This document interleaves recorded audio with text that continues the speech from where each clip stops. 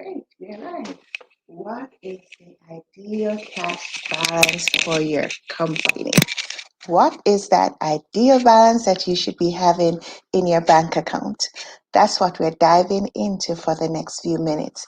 And oftentimes I'll hear a CEO, entrepreneur, or business owner, they're like, I don't have a bank overdraft, so I think I'm good. And they're like, I don't have a cash flow problem.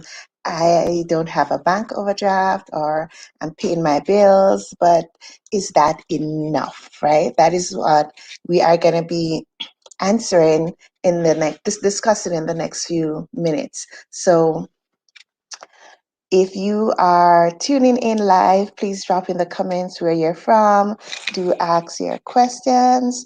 And, if you're joining the replay as well, do that so persons can see where you're from. You never know who might want to connect with you, right? So, and if you have any questions, as always, you can drop them in the comments or even let me know after. So, what should your ideal cash balance is? Should it be that amount that, okay, I need this amount to cover my bills for the next few minutes, some for the next few months? I'm saying minutes.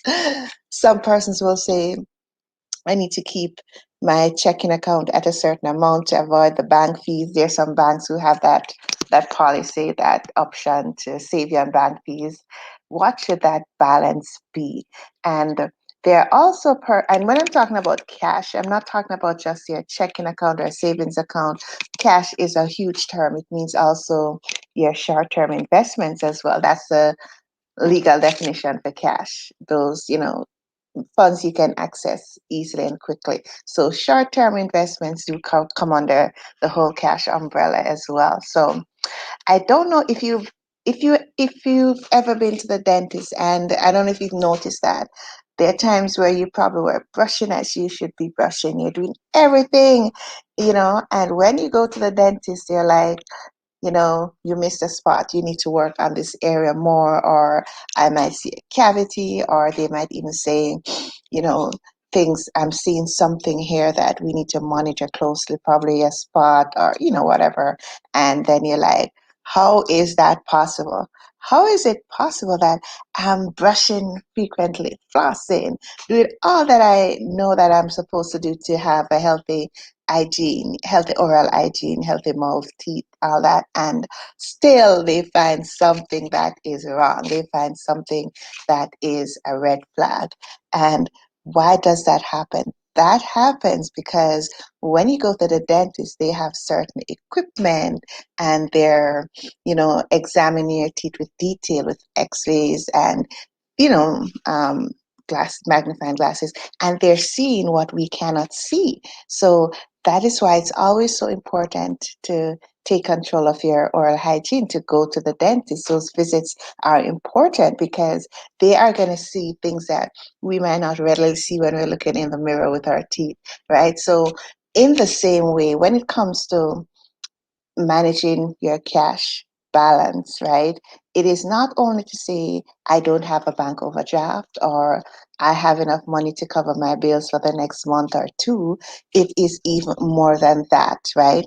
And there are lots of ways to assess how strong your cash flow balance is, how strong your cash balance is. There are lots of ways to do it. But a key way I want to just discuss this morning, talk about is this morning, this afternoon, this evening, depending on where you are in the world and when you're catching the replay. If you're catching the replay, I keep forgetting we have so many time zones working with these days. So, one of the things you do want to do is to be able to assess what is your cash balance in relation to the sales that you are making.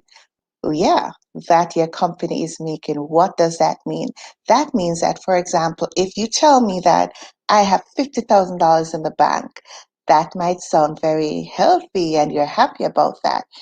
But however, if we take it a step um, deeper and we are going to be like, okay, what is the cash balance in relation to your sales?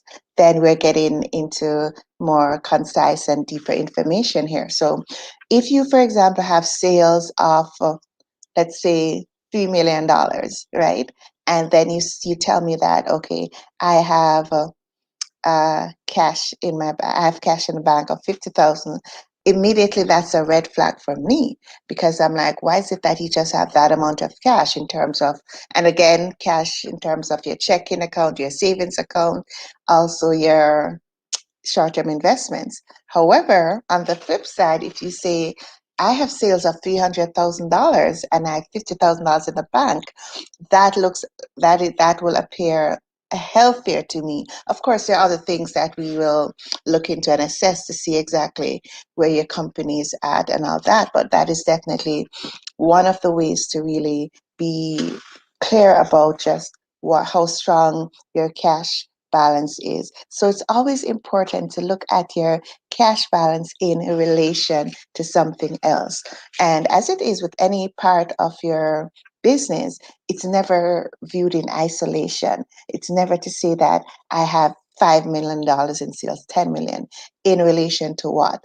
Yes, you might have that in sales, but did you get all the collections in? You might have that in sales, but are they what portion of that is from recurring sales? What portion of that sales is from a guerrilla account? You're relying on one main person to, provide your sales. So it's always important. A good rule of thumb as a CEO, as a business owner, is to look at figures in relation to something else.